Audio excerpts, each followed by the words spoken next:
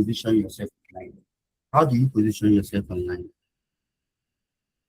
Okay, I would say something that when I started tech, and now there are two different things. I started tech before the COVID-19. That was 2019. Yeah, that was when I started tech career, and a whole lot of stuff wearing the same way it was currently.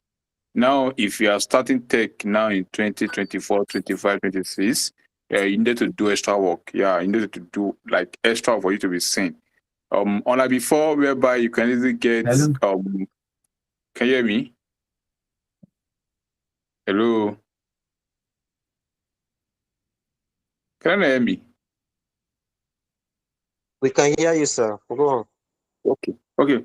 Unlike before 2019, 2020, 2018, where you can easily get um unpaid intern, paid intern, low junior role.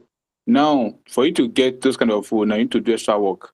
That's if they're ever available. Yeah, that's the next truth. If those are ever available now. Do you understand? Because you are actually fighting. Currently, you are fighting battle with senior guys that got laid off, senior guys that has not gotten jobs for the past months, for the past year. Those are the people you are actually competing with. So the industry is currently dicey. It's currently dicey, and it's not currently in the table that it used to be. That's one thing. But one thing I always tell people is that make sure the next person beside you know what you are doing. That will always put you at the edge. The next person, like, okay, I was working on a project. One of my mentors recommended me for a project that was 2 weeks ago to come and design a particular product for a client in Canada. And then we got into it's a Nigerian-based Canadian man. So we got into the project, and he was like, he needs developer that is going to be working with me on the project. So the next thing was he told me that I should recommend about 3 developers for him to work on this project. Now, I have clusters of developers on my contact list. Those that I'm working with in time past, probably companies that I've worked with in Nigeria and the US and Canada. And then I can easily go to one of that DM and be like, okay, are you available to join this team? We want to build XYZ. But I choose not to do that this time around. Like, I mean, I choose not to actually do that. I try and like look out for people that I see that they're actually pushing out. I don't want to care. I don't want to care if you actually know the work at this point now. I want to see how you are actually pushing yourself outside the market. Do you understand? So I think I took a week and started looking at people's probably on their WhatsApp status, on their LinkedIn, and actually see who are actually coming out. So they also recognize that like they also have moved past the before that I know it. Yes, a lot of people know it. Your grandmother actually know it. Everybody knows this whole tech stuff. I can design, I can code. Everybody knows it. Now, people are looking for who that person that actually talks. People that actually talk. So if you know this thing, you can do front end, and then you are doing the front end in your father's house in your one corner. Nobody will give you a job. Nobody will see you. Do you understand? So I believe the theme test of this particular webinar is get seen. For you to get seen, you need to put yourself out there. And now me comparing it back to 2019. 2019, people are not much like this. Yeah, I remember I can say even in 2019, I know the number of DMs I used to receive probably in a month. Or like, for a guy, I need the UIs and I need UIs. It's not like that again anymore. That's because there are a lot of people that are in there. So you go to front end, go to back end, go to Flutter. Like, just post a job on Twitter today. Before you sleep or wake up, you see thousands of DMs, thousands of Twitter about it. Like, oh, I'm available, check my profile, this and that. That's to show you that like people already know this stuff that you know. So the only thing that can separate you now is let people know that you know it. Let people know that you know it. I'm of this opinion that like if my next neighbor doesn't know what I do, there's no way my next neighbor can give me gig. And that has been working for me. Time past. When I meet my next neighbor, I don't meet my physical neighbor. I mean, even you on my WhatsApp. I don't think anybody has me on WhatsApp. Okay, I went for a party last month. So there was a lady I met that we exchanged contact. Do you know that after 1 week, the lady knew that I'm into tech, And I asked her how. She was like, my startup is all about tech. So I had to tell her, like, yeah, my startup is all about tech. So she was like, for my startup, she know that, okay, I can design mobile app. So indirectly now, I already got her. Probably if someone, and that you know something that someone in our contact list, we need someone that can design mobile app. And at that point, she will definitely remember that, oh, she met with Ayo designed the stuff. So that's just the only secret there. There's no other secret. The secret of getting seen is letting people don't know what to do. Let people don't know what to do. That's just the secret there. I don't think you should be a developer. I know you should be a developer, and then probably everything about your life should be something else. Probably you're posting memes. You are like, I don't think so. Or I don't think you should be a developer, and then nobody knows or what to do. Like, I'm on your WhatsApp contact, I'm on your page on LinkedIn for 1 month. I didn't even know that you're a developer. How am I supposed to welcome you to a job if possibly someone in my contact list needs your services? Because, like I said, we've moved past the era of 2020, 2019, whereby you can learn and be in silos. You definitely get that job once you apply. These days now, before a particular application goes outside, they will definitely ask the internal guys, okay, what's up? We want to bring in a designer. Do you know anybody?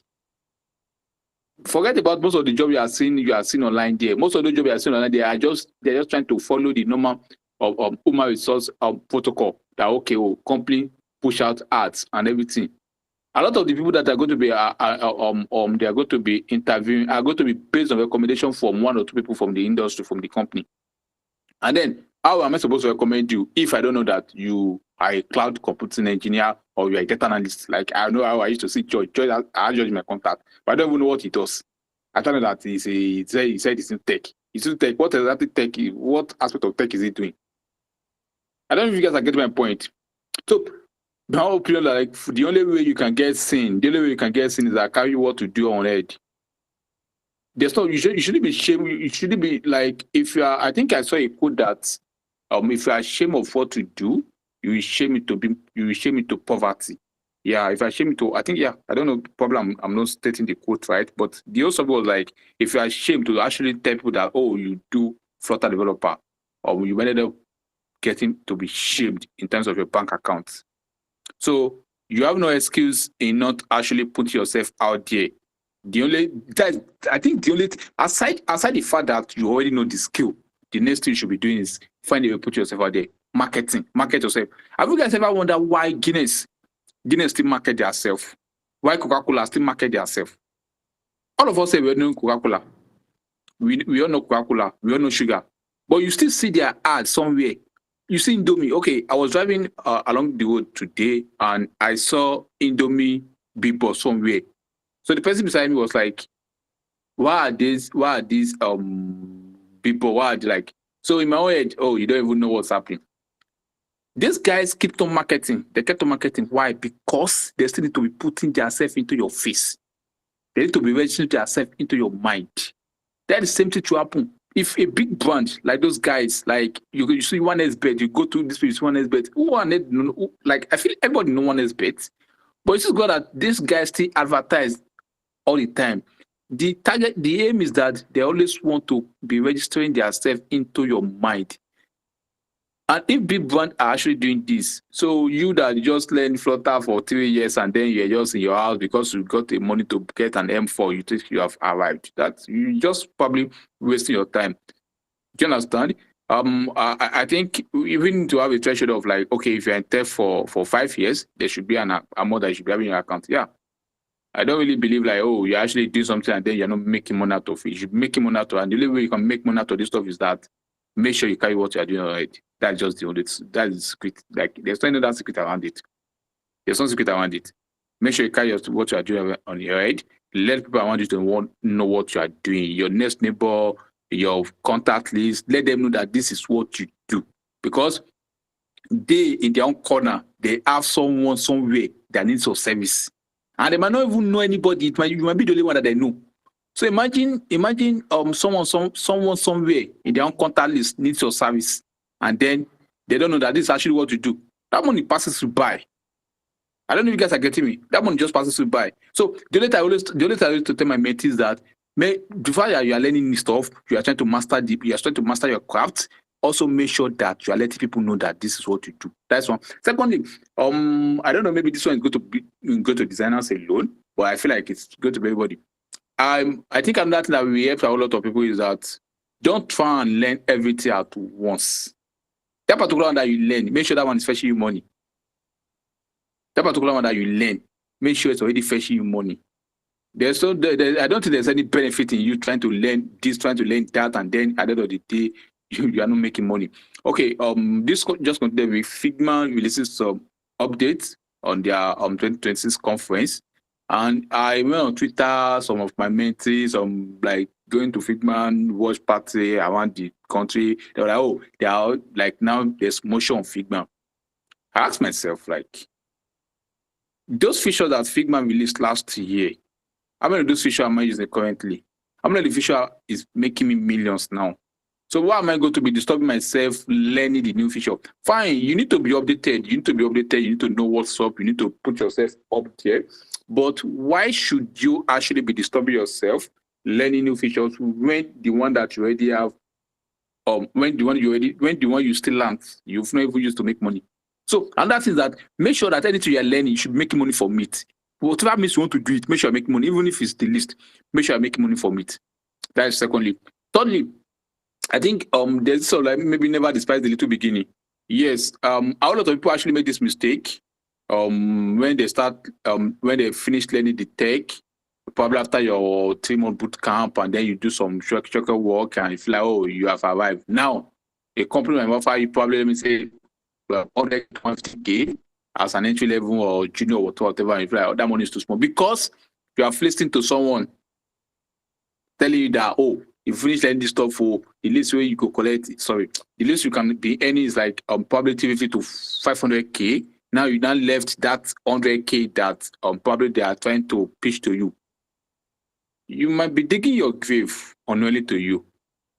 Do you understand? You might actually be digging your grave because there's something about the 150K or the 100K that you left. You don't know that. You don't know probably if you actually take that offer of the 100 or 150K. In the team, you're not the one in that team. You probably have a PM. You probably have if you're a designer, you have your developers. If you're a developer, you have designers. That designer too is probably doing that gig somewhere. That developer too is probably doing that gig somewhere. So there's high chances that designer can still bring you into another gigs, can still come into another developer. But imagine you reject the offer, that first offer, and you are your own. Do you understand? You are already losing out on something else. So never despise those little beginning. I won't say little beginning. That is part of it. And the other part of this section is that, like, I have this motive that, like, if you add 1 plus 1 together, it's definitely going to give you 2. Plus 1 is going to give you 3. Plus 1, you're going to get 4. Plus 1, you're going to get 5. So while you're waiting for 5, why not do the 1 plus 1? Then probably add that 1 till you get to that 5. You might not be waiting for 5 for the next 5 years and you're not getting it. That's another thing that actually kills a lot of guys and then drop their morale.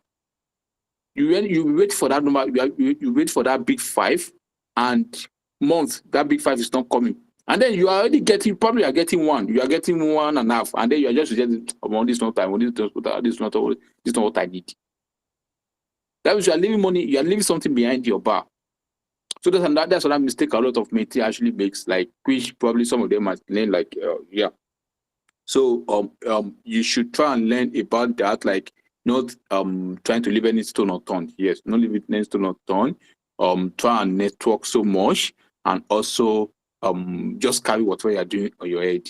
I think those are the 3 main points that for the get seen. But I think the major one there is that carry whatever you are doing in your head and let people know that this is what you do. That is the major one. Make sure that people know that this is what you do. Just any idea I want to be, just make sure that people know that this is what you do. Because if I don't know what you do, there's no way I can recommend you for any gig. There's no way. I will just, oh, you are my friend now. Yes, we did laugh. But I don't even know what to do as a person. I just know, oh, you say you are into tech. But if I know what to do, maybe someone around me be like, oh, I get one idea. I'll be like, okay, can call Harmony. It's actually a product manager. I can help you to flesh out this idea and then make it better. So I think that is for that. I don't know if there's another question for me to answer. Okay, it's not really a question, but thank you for the time. Thank you for the things you said. I believe you've learned a thing or two from everything you said. We will come back to you, Mr. Ayo. I'm sure some persons have some questions. So if you have any question, can you put your hands together for him first? Let's celebrate him. Let's celebrate him. Okay, so I'm sure we'll come back to you. So if you have any questions, why not just drop them on the comment section and we will attend to them momentarily. But before we start taking the questions, we need to hear from our second speaker, Mr. Omajo Smith. So can we put our hands together as we welcome our next speaker? Let's celebrate him. Let's celebrate him. Thank you. Hi. Thank you. Thank Hi you. guys. Can we hear me? Yes, we can hear you. Okay, perfect. Good evening, everyone, and happy Sunday. I hope you guys are having a lovely Sunday. For the look of things, Mr. Ayo, well, I'm not surprised. He's always in the spirit whenever he's talking or presenting. So he has basically said everything. Well, I'll just try to expatiate and also, just expatiate and add to what he has said, starting with the fact that you need to network. You need to let people around you to know what you're doing. Now, most of the things I'm going to say, they'll be from true experiences I've had. So there was this company I was working for last year. Last year. And I was one of their leads developer. This is pointing to the fact that Ayo said most times some companies, when they want to hire and before they post whatever they want to post out there for other persons to see, they've done their internal survey, they've given it to their colleagues, given it to their, should I say, inner caucus to go ahead and get recommendations. And of which those recommendations are people they are going to favor more compared to others. Now, this is what happened. So we had some opening in this company for DevOps engineers, for developers, and also I think they call them growth personnel. They are more like marketers, but they are far beyond marketers. So our leads because the company will have different facets. So they lead in our own facet now say, hey, we have people out, we have openings. George, I know you belong to communities. I know you have people. I'm going to send you the posts. Please do well to recommend people you know, or go ahead and put it on your social since you belong to communities. People in your communities will see it and apply for this.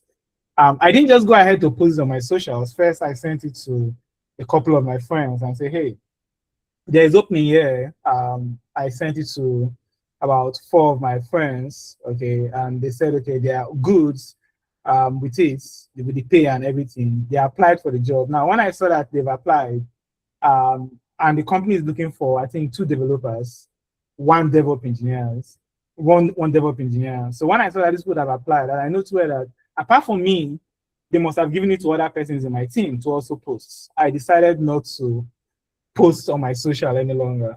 Because if I post on my social, then other persons I'm going to apply. And if they apply, well, I'm trying to be biased. It's going to reduce possibly the chance of my people getting in. So now they applied for the job, and it now turned out that the time of the interview, at least for those coming for full stack engineer, I was the one to be in charge of the interview. It was 2 days before the interview. They said, hey, George, you'll be the one to interview these guys. And in total, we had about 8 persons that were to interview. They said, George, you'll be the one to interview these guys. Then when you're done, you pass it over to our CTO. Is going to be the second in line, maybe 2 or 3 days later. And that became perfect for me because I know the people I sent it to. I know that they are good. I have a lot of persons in my contact list. Why did I send it to those 4 persons? Is that I have just 4 engineers or 4 developers in my contact. I have a lot. But I know that these people are good. They are not just developers. They are good. They are good engineers. They know what they are doing. Even knowing to where that they have other jobs, I knew they'll be able to handle it. That's why I gave it to them. So on the day of that interview, I interviewed all of them except the DevOps engineers because I'm not a DevOps engineer, so obviously I can't interview the DevOps engineer. I interviewed engineers. In total, I interviewed 7 persons. 3 of them are people I know. And after I interviewed them, the CTO said, "Okay, pass me the response. People that did well. I need 5 persons to go to the next stage before we finalize the 2 persons we are picking." Well, I had to make sure that the 3 persons I know that are engineers for my team and for my social group, they go to. So they scaled through, and out of these 3 persons that scaled through, one of them was given the job. So they picked one out of my team or out of my friends, and they picked one other person. And then the other 2, they didn't get the job. And it also turns out that the only DevOps engineer I introduced was also the one they picked after he went through his own interview round. I wasn't there, but he was the one they picked. You can see the advantage of people around you knowing that you know what you're doing. And mind you, these engineers that I introduced, this is not the first I'm introducing them to. In fact, one of them, another company was working for, I'm the one I introduced him to that company. Okay? So this is one advantage you have. When you have people around your circle and they know what you're doing, it's even more advantageous when the people around your circle, they are not just developers like you. If you're a developer and then you know a product designer, then that's perfect. Because if a product designer has a job, he's going to look for a developer to do that job with him. He's going to recommend you. Okay, the probability of him recommending his fellow product designer is going to be quite low, except he's quite occupied. Okay, and he knows to that yes, or the company just need extra person. For example, I was a full stack engineer in this company. They needed extra person. I'm already there, so I had to recommend other engineers that will come in for that space. So that's one advantage you have. Okay, now again, as for me, I'm not that much of a social media person. That is one thing. Even if of recent, I've been trying to see how I can post things, especially on LinkedIn and most times on Facebook. However, I have one other advantage. That advantage I have is that I volunteered a lot. It's even now that I've reduced the rate at which I volunteer. If not, I volunteer in so many communities. Okay? There are communities I volunteer. Are they paying you? They are not paying you. That's why it's called you volunteering. You volunteer, you do some things in the community. By so doing, that community, whenever they have something, they think of you, they recommend you. Because these communities, which most of them are non-profit, they always get affiliation with different companies that have opportunities. And then they think about you because they know that you've done your due diligence, you've given to the community. So the community have to look for a way to give back to you. So the volunteering is one way. You don't always have to look for something that is going to profit you directly. Most times, indirect profits goes a long way. So I volunteered in so many communities, and that is why, like I said, I'm not a social media person. I don't do too much of social media. But through these communities, I got a lot of gigs. It got a lot of recommendations in such a way that some recommendations I didn't even have to go for any interview. Oh, so and so recommended you. And then they go ahead and say, okay, this is the job, this is the description. Can you start? This is our work time. Are you sure you can do it? If I can, I say, yes, I could. If not, I say, no, I'm not available. It's okay, you're not available, can you recommend someone else for me? And I'm in.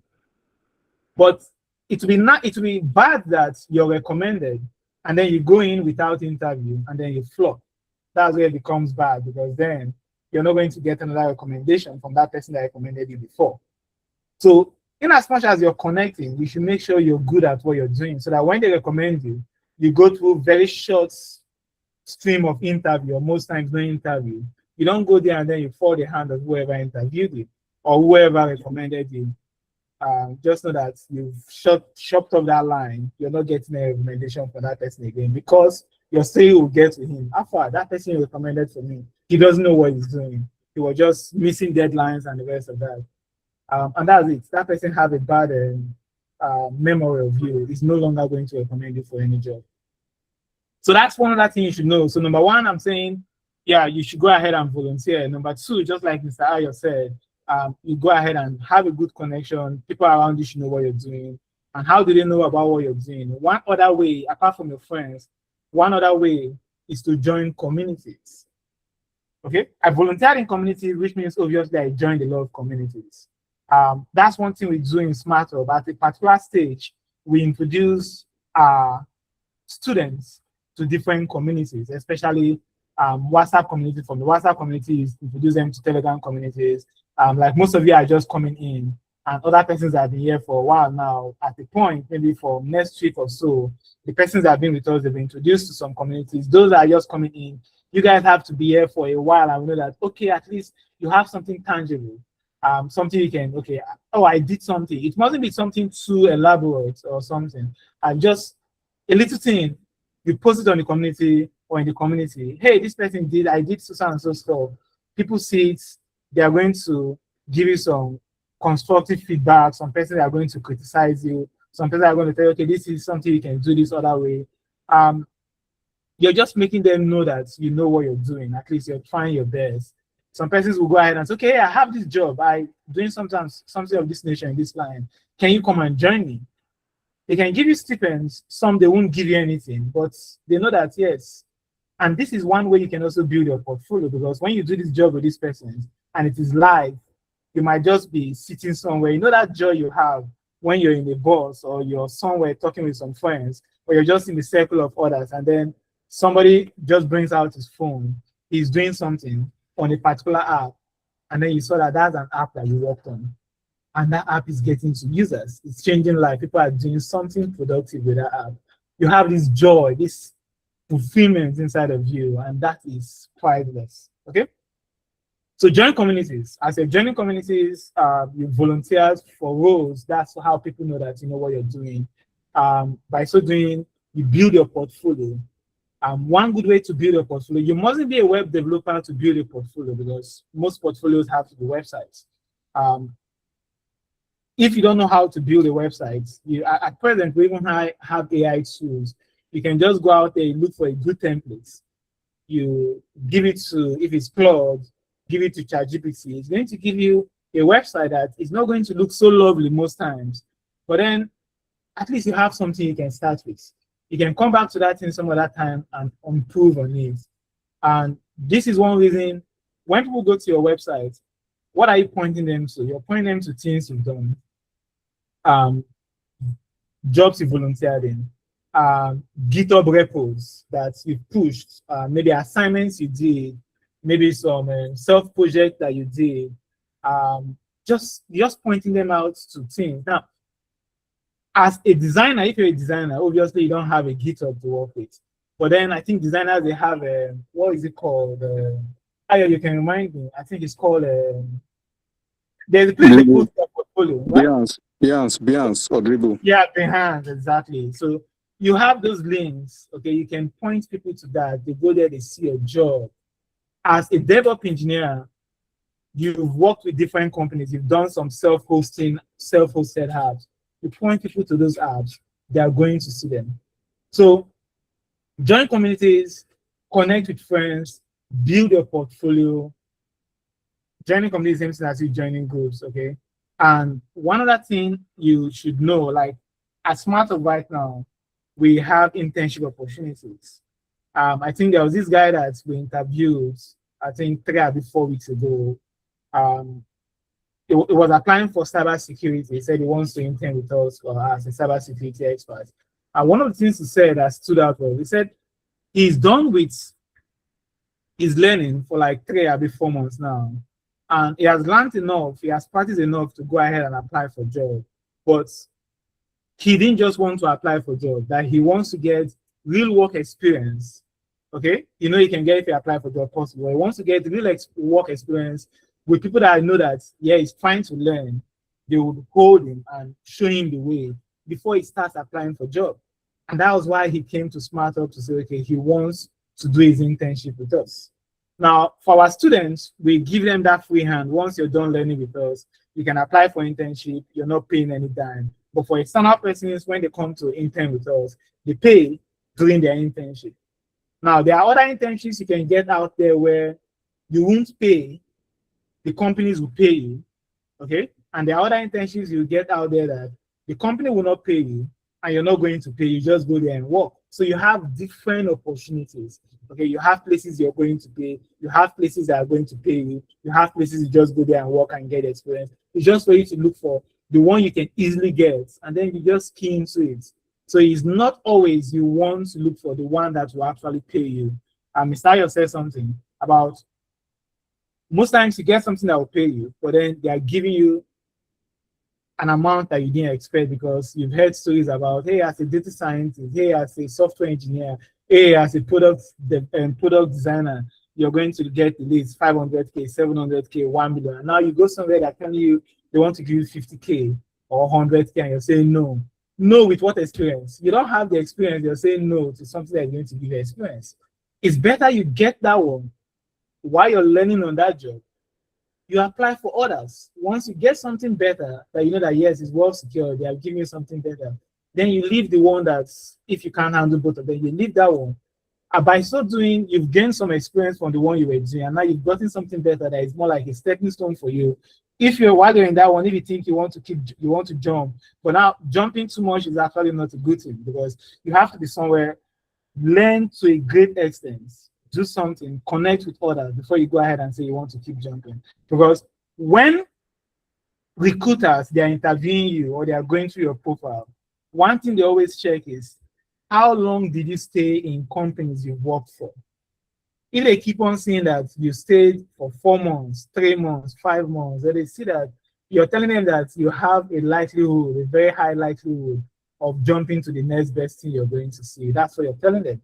So even if you're seeing the next best thing, try to make sure that, yes, before you start jumping, you stay somewhere for at least for a good amount of time, except you're there on contract base, because when people bring you in for contract, they'll tell that, okay, your contract is for 2 months. By the end of the 2 months, they can say they want to renew the contract or they don't want to renew the contract. If you're there and it's on contract base, then fine, you can stay there for 1 month. You've done the contract job you want to do, that's fine. But if it's a full-time employment, and then you're staying there for a month or 2 months or just 3 months, you're getting the experience, but to some recruiters, it's also a red flag because you're not staying for too long in a particular spot. Okay? So in addition to what I have said, these are the things I'm going to say to you. And most of you that are social media freaks, if you're a social media freak, you take advantage of that. What do I mean by taking advantage of that? You like posting, you post yourself on social media. You post you dancing, you post about your friends. Post about what you're doing. Last year, what we call this session we are having with you guys, we call it learning in public or building in public. What does that mean? Today, I learned something in data science. I learned something about using CSS in web development. I can build something simple, post it on my social and say, hey, I'm learning. This is what I learned today. This is what I did with it. You post it there. People are seeing it. You don't know who is watching you. Okay? So you post it on social. By so doing, you're learning in public. That's what we call that. And when you post something you're doing, it's also you building in public. Okay? You're learning, you're building in public. So if you're the social media type, I would say take advantage of Facebook. Take advantage of Twitter. Take advantage of LinkedIn. When you post there, people see, people will post, people will share. When opportunities come, they think of you. For the few times I know I've been active on LinkedIn, I know how many persons have come to me and say, hey, I have this opening. Are you open for it? Okay. And I say, no, I'm not open for it. I'm currently occupied. Or, okay, yeah, I'm open for it. We can go ahead and do something. Those are things you should take advantage of. So don't just use your social media for the fact that you want to show people that you have a fine face or you have a fine body. No. Tell them that you have a fine skill as well, because you're in tech, and tech is something that is very fine. It's lovely. It's something you should be proud of. Show it out to the world. Okay? You have friends, you can call that your, what's it called? Your uncle that has a business and his business is not out there. You can just build him a website and tell him, uncle, I built this for you. It mustn't be lovely. But then tell him to just host it. Or you get free hostings there. If you're a web developer, you have the likes of Netlify, you can do a free hosting there. You have Vassell, you can do a free hosting there. Your uncle doesn't even have to pay a dime in that situation. It's not much as just front end. But then whenever he's in the circle of his friends and they talk about something regarding web development, or even if it's not something regarding web development, he knows that his cousin or his nephew, his niece did something for him. He's going to recommend you. If it's something you cannot do, you have persons in your circle that can do it. You call them for them to do the job, but then you're involved in the pay, and then you're also learning in that process. Okay, so I think I've said enough right now. I don't know if there's any question you have for me, Walter, or there's anything you want me to expatiate on. But I think that's what I have for you guys for now.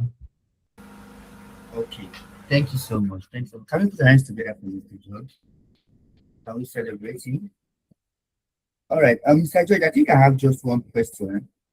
The much wasn't said about leveraging on LinkedIn, GitHub, and I know most of the emphasis was on social media, but much wasn't said about LinkedIn. Does it cut across LinkedIn and GitHub? Everything you said about social media, putting yourself out there, does it also cut across these other two vital things? That's the question I have. Yeah, I think I mentioned that. Yeah, social media is generally LinkedIn is part of it. I mentioned GitHub. Yeah, GitHub. This is one reason in SmartHub we from day one. Now, if you go to different academies, they try to bring version control to be something you learn at the end of your program. This is something I've experienced and I've seen a lot. What we do, we try to make sure that Git and GitHub, which is just a sub part of a version control, we try to make sure that that's something you learn from day one. Now, why do we make sure you learn that from day one? Because when we give you assignments, we want your assignment to be pushed to GitHub, which is your social media as well. And when employees are trying to, or employers are looking for, they ask you to submit your resume. One other thing or two other things they ask you for is your LinkedIn profile and also your GitHub link. These are the things they ask you for. Now, when they go there, they are going to see how active are you on GitHub. That's one thing they check before they even go to look at your repos. In fact, some employers, they don't have that technical background to even look at your repos. They just go and see how active, how often do you post or do you push things to GitHub. Okay, so that's one reason we try to introduce our students to version control from day one, because you know that employers try to take advantage of that. They try to go to your GitHub and look for your activities, see how active you are there. So all I've said about social media, it cuts across LinkedIn as well. It cuts across your GitHub. On LinkedIn, one other thing you always do is you get connections. Now, you guys can make connections between yourself. You know that, hey, you're learning with me. You're on LinkedIn. Let me send you a connection. Be part of my team. Be part of my people I know. Connections are more like friend requests if you look at other social media. So now when that person is your connection, you don't know what that person has as a connect. Okay, now that person has as a connect is exactly going to see you. And then you post some things, the person might say, oh, I like what this guy is doing. Let me also add him as a connection. That's you having friends on LinkedIn as well. Your connections are basically your friends on LinkedIn. I think they have other things they do. But just so you know, for those of you that are part of Smart Hub, we are also going to have another session with you where we are going to bring people in that are going to explain to you how well you should optimize, most especially your LinkedIn and your Twitter handles, how well to optimize those places so that when you post and when people come there, they actually see that, yeah, this guy is professional, the person knows what the person is doing and all of that. So, Walt, I don't know if I answered your question. Yes. I believe a lot of us have also been cleared on the question, and I can see some other questions coming in. Thank you so much, Mr. George. We appreciate it. Thank you. Okay, I think the first question I can see here, talking about NGO. I think Mr. George, we want to mention something about NGO, and we have another one about social media. So I would like Mr. George for you to take the first question while Mr. Ayo takes the second. And the first question says, talking about marketing ourselves and little beginning. Sir, I've been hearing about NGO, Please, sir, as a beginner in the tech space, how can we leverage on it to build our profile? If possible, how can we approach it? Mr. George, Okay, yeah, please. yeah. Thank you for that, Walter. I think that question is coming from okay, yeah. Okay, yeah. So basically, what happens there is now there are different ways to approach it. Okay. Number one is, are you seeing, do you have any NGO in mind? Is it something you've seen? What you can do is to just give them a call. You give them a call, you check first, okay, if you're a web developer, what can you offer them? Is it to build a website for them, or is it that you just want to volunteer and do one or two things for them? Just look at what they have, okay, what you can offer. You give them a call and tell them, okay, I'm a social media marketer, or I'm a web developer, I'm a DevOps engineer, and I see that this and this is happening in your company. I would like to volunteer just to help you build your company, or help you improve on whatever you're doing, or learn in the process. And now companies, they appreciate that. Okay, that is you telling them that you're willing to learn on whatever they're doing. Now, I've seen persons that they go and they volunteer in some companies. By the end of their volunteering period, and maybe for 2 months or for 1 month, and they want to leave, and the company end up giving them an offer and say, okay, I would like you to stay because we appreciate your service and we enjoy what you're doing. This is going to be your salary and the rest of that. And then you discuss term if it's something you want to take. But all you have to do is, first, the NGO has to be there. Okay, if you're in social media groups, people always post about those things. Okay, we have an opening, we are looking for volunteers. Most times they don't post it. You just see somebody posting about his or her business. It's just for you to reach out and say, do you guys have, or would you like my service? I do so and so this. I can do it for you for free. If it's about graphic design, I can design some graphics for you maybe once a week, once a month for free. By so doing, you're selling yourself to them. And when you want to end doing that selling to them, and you want to end that service you're giving to them for free, if they appreciate what you've been doing and they enjoy it, they'll try to keep it. And that's them saying, okay, we are going to be paying you so and so amount. Can you continue doing this for us? So that's what I can say to you guys. It's just for you to reach out to them, okay? Because you don't know if they want it or not. There are some that always post that they want, they are looking for volunteers, but others they don't post. You just reach out to them, be polite, tell them what you can offer, tell them you're not expecting any payment. If they decide they want to give you stipends, it's fine. That's you taking advantage of it. Okay, thank you so much, Mr. George. Thank you for that timely response. Mr. Ayo, I think you should take the second and third question coming from Obed Roland and Mr. Chikwe Gift. Obed is asking, what if you're posting on social media and you aren't getting views? How do we solve that? Mr. Ayo, please. If you're posting, what if, the question again, what if you're posting on social media and you aren't getting views? How do we solve it? Somebody's Okay. asking.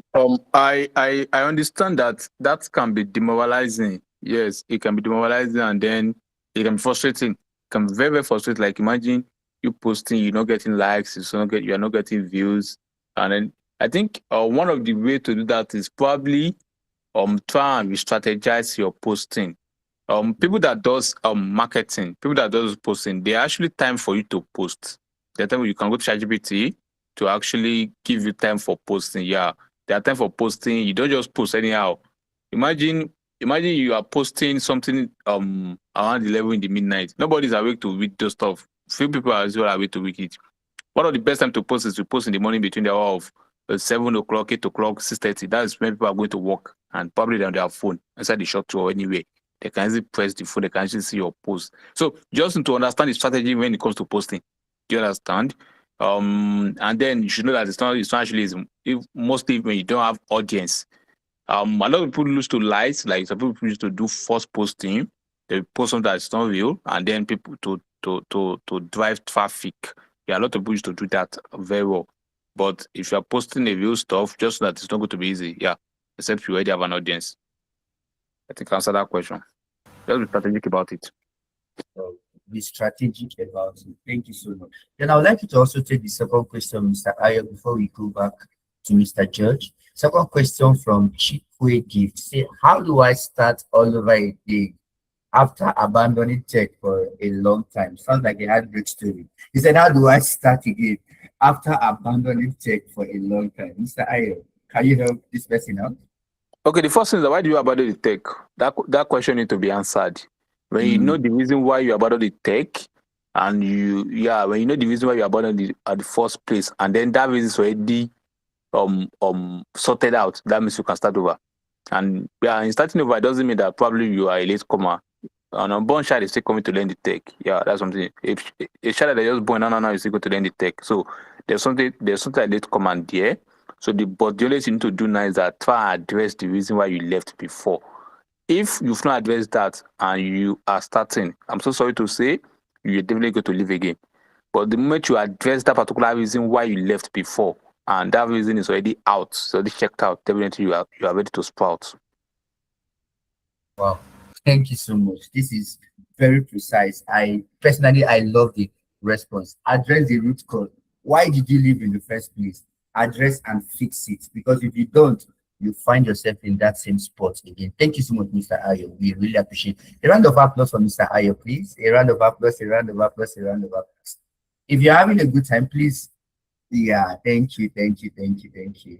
All right, Mr. George, we would like you to take this second and third question from Mr. Joshua. He's saying, for students with no work experience, what kind of GitHub projects or commit history actually gets recruiters' attention on LinkedIn? Does number of commits matter, or is it project quality? Okay, yeah. Thanks for that. Okay. Now, for your GitHub to be active, you mustn't have work experience, which still takes me back to why I said from day one at SmartHub, we try to make sure that you push whatever assignments we give to you to GitHub. So first, your GitHub is having history of your learning experience since you've been doing that. Okay, yes, I'm going for classes, assignments are given to me, I'm doing the assignment, I'm pushing them. That is already a commitment, okay? And for GitHub, that's already a commit as well. So that's one of the history they look out for. How active are you? It mustn't be a real work experience that you're working somewhere and then you're doing projects there before you push. That's not the case. Again, project matters, okay? Now, you can bring up some personal projects. Now, the question is, how do you come up with some personal projects? During your learning experience, it could be that you're learning under somebody, or you're learning yourself. There are some persons that they just like learning on their own. You don't just learn, okay? The best way to understand that you know what you're doing, you've understood what you're doing, is by doing. So you learn for a while. In order for you to make sure that you understand that, you pick a project. You can think of something. At present, it's very easy to even come up with projects because you have LLMs, you have AI out there. You can go to ChatGPT and tell ChatGPT, I'm learning so and so, I've done up to this point. Give me beginner-friendly project, or give me a project. Give me a set of projects from beginner level to intermediate level to advanced level. ChatGPT or Claude or Gemini, anything you're using, is going to give you some set of projects. Now you look at the project that's given to you, you start with one. If it's a beginner level, I think that's the one that you can do for that moment. You start with that. In the process of you trying to build that project or work on that assignment that ChatGPT gave to you, you're going to see that there are some things you don't understand. You go ahead and understand and you research about things. You learn about different things that you didn't learn during your tutorial or whatever experience you were having. That's going to help you out. Now you look at the intermediate project that it gave to you and say, okay, do I have the skill based on what is explaining here? Do I have the skill to do this intermediate project? If you don't have the skill, then you just hold off. You go and learn a few of those things that you think you're missing out. You come to that intermediate project, you work on it. By the time you do this for like 3 or 4 projects, you've learned things that you didn't learn during your tutorial or even in your class, because I keep on telling my students, see, what we are learning in class is, it can be compared. It's not even up to 10% of what you're going to see out there. The main thing you're going to see out there is when you work, when you do research. And that's the reason whenever I even give assignment, most of the assignments I give are not things I've even taught. I try to instill in you that ability or that habit of going to do research, because you're going to be working on different projects, ideas you've not heard before. People have wicked ideas, flamboyant ideas, stupid ideas. You're going to hear a lot of things, but it's your own work to go and research on those things and say, okay, yes, I can work on this. So try to make sure you take advantage of ChatGPT, not only to go and tell it your problems and the kind of issue you're having with your girlfriend or your boyfriend. I'm telling the issue you're having with what you're learning. Okay, it should give you things that you can leverage on. Okay, so number one, like I said, your commits, they count. The project you're working on, they count. They mustn't be perfect. People are not looking for perfection. Okay, that's the reason. They just want to make sure that you are willing to do the work. They are not looking for perfection. So you mustn't have 10,000 projects or 10,000 work on your GitHub. Okay, try to make sure you pick one, you finish that one before you move to the next one. Don't jump from one project to the other. It's better they come there and they see finished projects compared to half-baked projects that they don't know what the project in total is about because you didn't finish it. So you finish one project and then you move to the next one. You do that one, you finish it. Now, one, should I say, is it an incentive for you to finish project is to pick something you know to where that it's about you. Okay, build something about you, something about your experience. Okay, that's going to help you, give you a lot of incentive to finish that work. If it's not something about you, maybe something about your family, something about your friends, something that you know to where that is tied to you in a way, you have that passion for it, and build a project about it. Depending on your niche, you're a DevOps engineer, you know what you guys do. You're a product designer, you know what to do. You're a data scientist, a data analyst. Data analyst, you can talk about, okay, yeah, you want to study your daily habits. You want to see how you spend over the next 4 or 5 months. You analyze it. That's a project on its own. It's about you. Okay, you want to see the kind of friends you get, and then after 2-3 months, the ones that you're still talking to, the one that end up to be bad friends, you see how your habit, the kind of characters your friends have, and then by so doing, you've analyzed it. You know the kind of persons you should look out for to make friends with, and who you shouldn't make out friends with and make friends with. These are analysis you can do as a data analyst. As a data scientist, you also have countless number of projects. But like I said, take advantage of AI, take advantage of ChatGPT. Go ahead and ask it questions, okay? Don't just agree to everything you say. If it is something that you think that is too simple or is somehow, prompt it very well, okay? Query it very well, and then you get something that you out of it. So commit counts, project count. It mustn't be a real life, real work experience for you to say yes, you have something on your GitHub. Yeah. Thank you so much, Mr. George. Thank you. Hands together for Mr. George. I will celebrate you. Thank you, thank you, thank you, thank you so much. All right. Before we take, there's a very last another question here. It's quite sensitive, but I think that will be our last question for tonight, which I would like our both speakers to address in their own way. But before we take that, I would like to remind us again why we're here and who made all of this possible. So for those of us who are joining for the first time, this is our monthly webinar organized by Smart Hub Academy. And if you're hearing Smart Hub Academy for the first time, I dropped a link to our website. So you can just click on the link so you know all about us, who we are, what we do, the courses we offer, and everything about us. So in case you're wondering, why are we doing this? We hold this every month, basically towards the end of the month, and towards the last weekend of every month. We have this our webinar where we discuss different areas in tech and we gain enlightenment. And everybody you see come up here to speak, they are people that have results, which is what we try to ensure that every speaker coming up here isn't just a regular speaker, is somebody that has results. So this is something we do every month. We'll still do it again next month. And in case you're wondering who we are, I dropped a link to our site. And also, we have a program coming up, a scholarship program actually.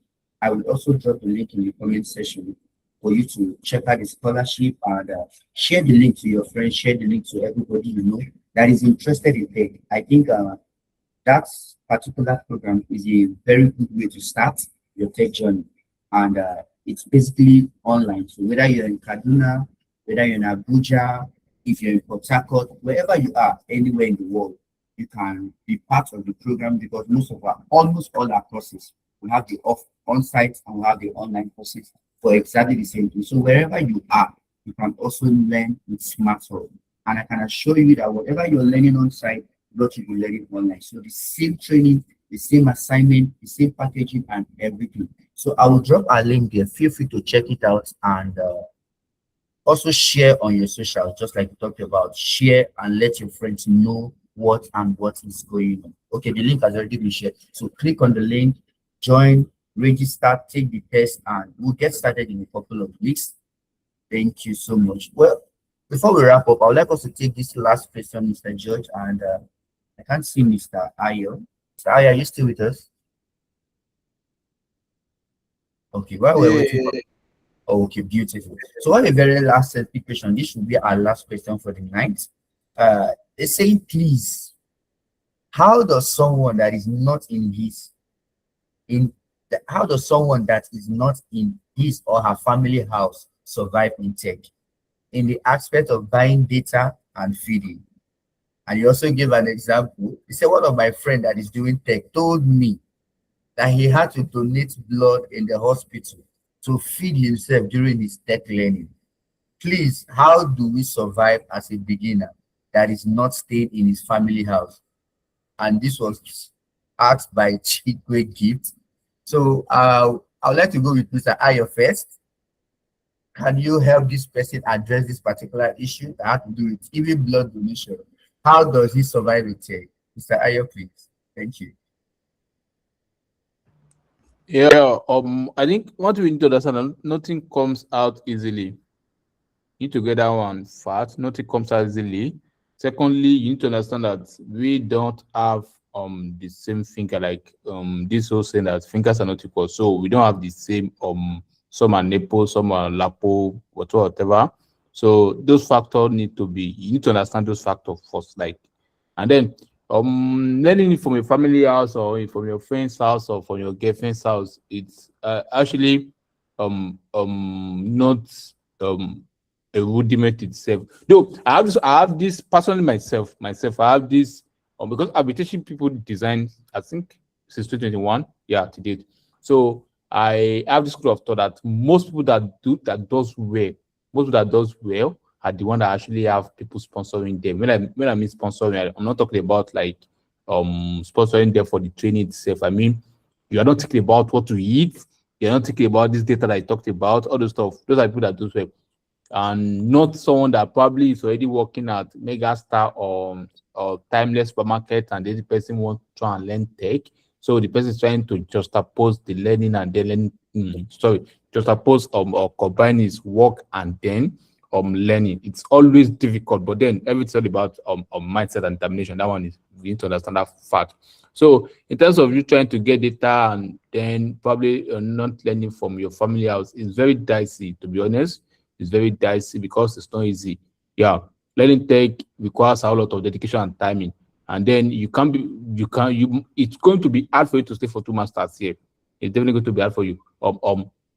What is meant to take you 2 months, by the time you are trying to do your normal secular work to get data, to get money to feed, and then try to come and learn the tech, you might end up spending 6 months to learn that same stuff that you're supposed to spend 2 months on. So I'm of this opinion that the best time to learn tech is actually when you have someone sponsor you, probably when you are in the university or when you are serving as a core member. The moment you finish that phase of a core member, and then you are dependent on your own, like you are looking for your house rent, you are looking for money to give your girlfriend or your boyfriend, yeah, it's definitely going to be hard. Yeah, there's no two way to that. It's going to be hard for you. Even if you have a job, like I said, you just have to be balancing your job and learning. And this is all about timing. What you are supposed to learn for 2 months is going to take for like 6 months for you to learn it because you still have to feed. So That question is actually dicey. Yeah, it's actually dicey. I don't think there's a direct answer to that question. The only direct answer to that question is that the best time to learn is probably when you have a sponsor. Yeah, that's to me. Thank you so much, Mr. Ayo. Thank you. Mr. George, please. Well, at this point, I don't even think I have. Um, I don't think I have any other things to add to that. Per se, it's not easy. Okay, we now generally it's not easy. Combined with the fact that, especially if you're now in Nigeria, it becomes harder. Okay, it becomes harder because we all know how the country is and all. But then, like I said, there are sacrifices needs to be made. Um, I know of some persons that, well, for the sake of them not having lights, okay, usually they don't even stay at home at all. They try to always. I remember then that Smart Hub was always open at night. You see, at night you see a lot of persons there. That's because they know to that they don't have money to buy fuel, possibly. But some persons they just want to get that ginger and they leave their house, they come there, and there was this time we even had internet connection. That made it even worse. A lot of persons are coming there because there is internet connection and also there's like that. Just to show you that, yeah, people are willing if they have that extra support out there. So yeah, it's generally not easy. I don't know how to sugarcoat it. It's generally not easy. We just have to try. If you have something that is giving you money, you have something you're doing once in a while to get to go by, you have to make sure don't just try to make sure, see how you can balance it. Okay, see, one of them is definitely going to suffer, if not both of them. It's definite. There's one that is going to be taking more of your attention, but at least you're making progress in the other one. Okay, even if something is going to take you 2 weeks, now it's taking you 1 month or 6 months. Yeah, but at least you're making progress, and eventually, as long as you know that you know. I don't know why they actually kept the light at the end of the tunnel, but yeah, I have to say it. You know that there is light at the end of the tunnel. One day you get there. It's what we're hearing, but yeah, it's not easy. It's not easy. Well, that still brings me to one of the reasons you have to take advantage of when you have somebody giving you this at a very low cost. Okay, for example, now our scholarships, like I saying, yeah, it's more like free. Most of you are going to pay nothing. Most of you are going to pay 20K. Most of you are going to pay 40K or so. Now you use that money you're supposed to use to pay for the cost to at least buy data for yourself or feed yourself while you try to look for sponsorship elsewhere. If you're in a community where or you're in a friend group where your friends are willing to help you, then that's a perfect opportunity also. But in general, it's not easy. But then try to take as much advantage as you can. Thank you so much. We really appreciate it. All right, we are almost nearing the end of our meeting tonight, but just a quick recap for those of us who joined late or who had some network issue. I will just run through what our both speakers highlighted tonight. The first thing our first speaker kept saying was called carry your skill on your head. Carry your skill on your head. I will just read them out. They will still give us their closing notes while you make sense of the rest. But our first speaker emphasized the fact that you need to carry your skill on your head. And secondly, you also said before learning a new skill, make sure the one you've learned is already paying you. So before you learn a new skill, make sure the previous one you've learned is already paying you. And thirdly, he said, don't despise projects, no matter how small they appear. Don't say because you are a tech person, if the project doesn't pay up to 100K, count me out. I am a tech bro, I am a tech sis. So don't despise projects, no matter how small they appear. And lastly, he mentioned that you should learn to network and be vocal about your tech trade. Learn to network and be vocal about your tech trade. I mean, if I'm your friend, I should know what you're doing.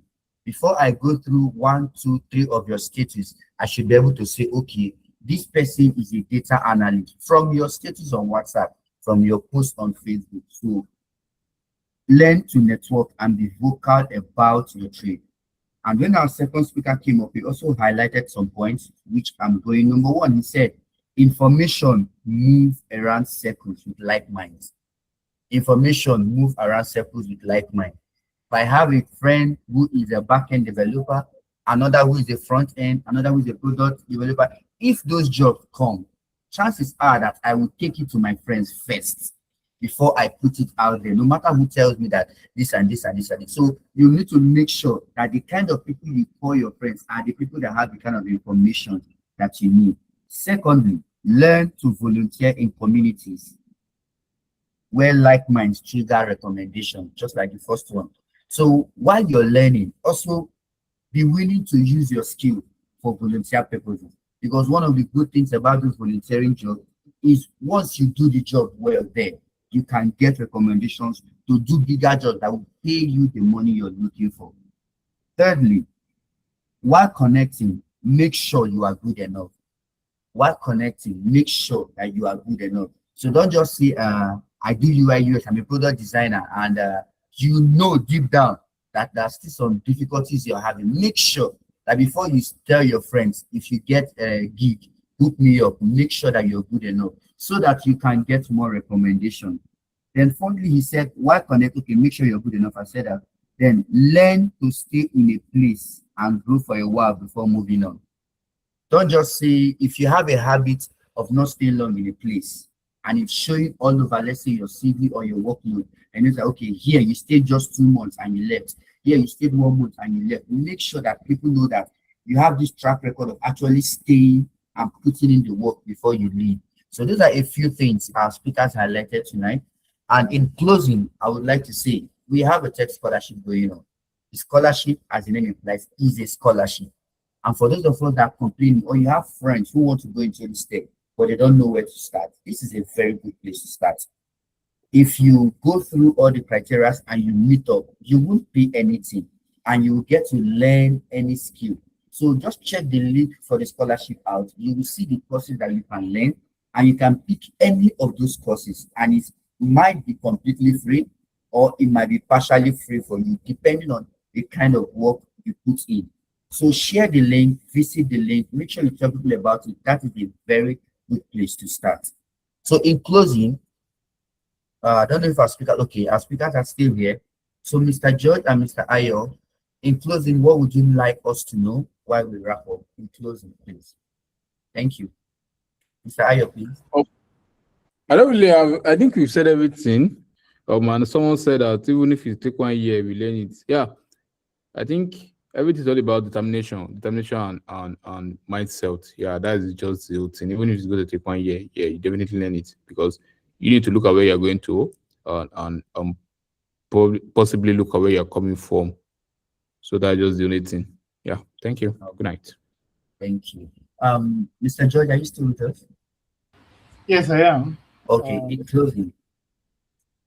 Yeah, I would say you shouldn't procrastinate. You should start now, because you wait to start next year. That's still you wait to start next week or next month. It's still you leaving some stuff on the table. And it's never too late. Okay, it doesn't really matter. You can start now. There is no barrier. I remember in our last webinar, somebody was talking about mathematics and how maths is more like he's been scared of tech because of maths. But tech is not just about math. There are different areas. There's an advantage, but then you don't have to know maths for you to go into programming. So yeah, start now. Don't let anything hold you back. Okay, and always try to speak up when you face challenges. Don't be alone. Yeah, thank you. All right, thank you so much. A round of applause for our speakers as we wrap up tonight. Can we just appreciate them? Can we just appreciate our speakers for the time? Thank you. All right. With this, we'll call it a night for this month's webinar. I want to especially thank everybody that made that time to be here. We appreciate you, and we hope to see you again next month. The date and the time will be communicated. Thank you so much, and have yourself a beautiful week ahead. Thank you, and enjoy the rest of the night. Please, I wanted to ask. Hello.